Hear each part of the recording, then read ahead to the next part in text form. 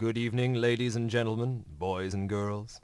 From across the wine-dark seas of space, out of the memory void, comes the star detective of the Circumsolar Federation as the Bowl Oil Company presents the new adventures of Mark Time! Today, Mark and his little rocket jockey pal Bob Bunny and their old friend Dr. Technical from the Time Lab begin a new and frantic adventure, the haunted space station. Let's join Mark now. Ready? Here we go through Time Warp 2!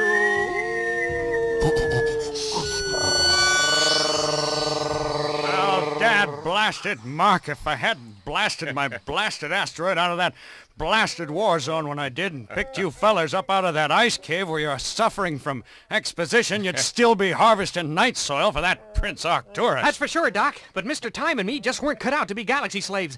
Were we, Mr. Time? Well, to hear you boys tell it, the Federation Navy could have stayed home on the moon while we won the war single-handed. Single-pawed in your case, Bob. That's plenty to handle this old space stuff, Mr. Time. I'll just punch in Chucko to get us home to the Time Lab by Thursday. Oh, blast it. Thank you. Well, sure as my shingles, there ain't gonna be no excitement around this orbit for a while. I'm gonna crawl into my tube and get some shut-eye. Well, you crawl in too, Bob. Yeah, two's empty. I'd just like to sit up here for a while alone and just keep an eye on the stars. Several hours later, Mark's mental alertness snapped to attention, and he quickly adjusted the video controls on the panel in front of him. I'd better get a closer look at that. There's not supposed to be any space derelicts on this run, and that looks mighty like an old hulk.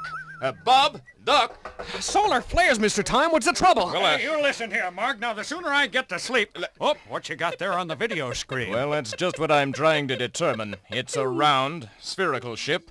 And you can see it's been painted orange to show that it's an abandoned space hulk, floating dead in the ether for some time, I'd say. Galloping comet's tails. She's turning on her axis, Mr. Time. It's incredible. And great, look, hollow eyes and nose. a gaping mouth with huge teeth. It looks like... If you ask me, Mark, I'd say she looked like a big pumpkin all dressed up for Halloween. And we're heading right for that mouth. Help me recycle Chucko's controls, Bob. As if by an electro-harmonic magnet, Mark Time's ship was drawn inside the strange space sphere and docked silently in the black interior. Quietly, and with no show of force, Mark and his friends crept through the airlock and tried to explore the inside of the seemingly abandoned spacecraft, which held them trapped. Look here, Mark. This pile of steel plate is as dark and dirty as a Martin bar. Nobody's been aboard her since... Since when, Doctor? Or do you see what I see? Drift over here, Bob, and take a look at this. Golly, Nova, Mr. Time. A skeleton. Right, Bob, and not from Earthside either by the looks of it. See here, Doc, not enough fingers and too many toes. What do you make of it? Oh, you could make a great stew, but it's a mighty peculiar heap of bones, I make out. By the looks of it, come on, Mark, let's blast out of here while we still got our own four skins. Oh, what's that? Tremble me timbers, Is this the crew you've picked for me, Mr. Bones? What a sorry lot of snipe they be. What's a snipe? Get below and button the hatches behind ye. There's a monsoon at our backs, lads. Holy moon cars, Mr. Time.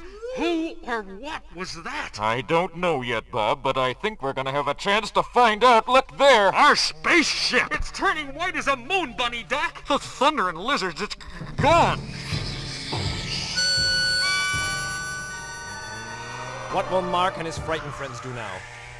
And what does the ghostly voice from the past mean to do with them? Be sure and listen again next fire time. Same fire station to The Captain Has One Leg. The next thrilling episode of Mark Time!